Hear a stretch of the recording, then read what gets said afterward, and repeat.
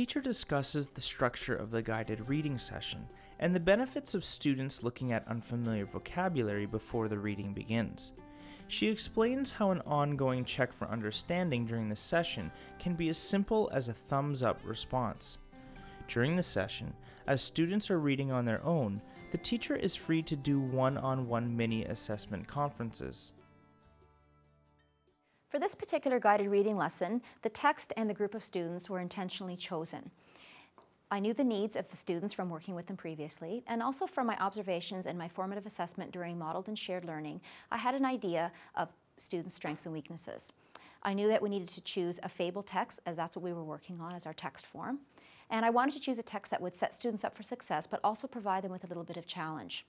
I knew this particular group of students needed work on vocabulary acquisition, and the word crane was a central character in the story.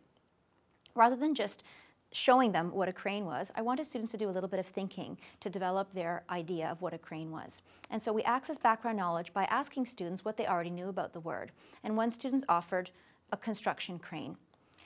We continued to stretch their thinking by introducing them to the verb, to crane your neck, and then the bird. And students were asked to predict which crane they might expect to read about in the piece.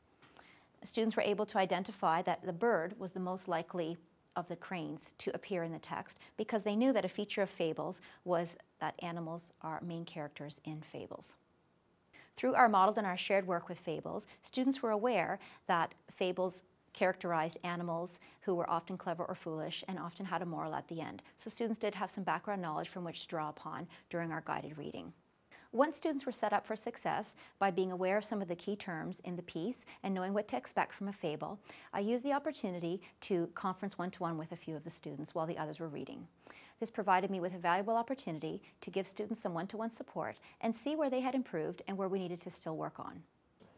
So we use the thumb as a form of check-in, and it's done just in front of their chest rather than up in the sky, so I'm the only one who can see it. And we just do thumbs up if they're understanding we're on the right track, thumbs sideways if they need a little bit more practice, and we avoid doing thumbs down. And part of that comes with establishing a welcoming climate earlier in the year so they're safe and comfortable. And it's just one way for them to self-assess and for me to keep track of who's understanding and who's not, although that's certainly not the only form of formative feedback that I'm looking for. I'm using my observations as well, not just relying on students. But it's another piece of information to fill in the puzzle.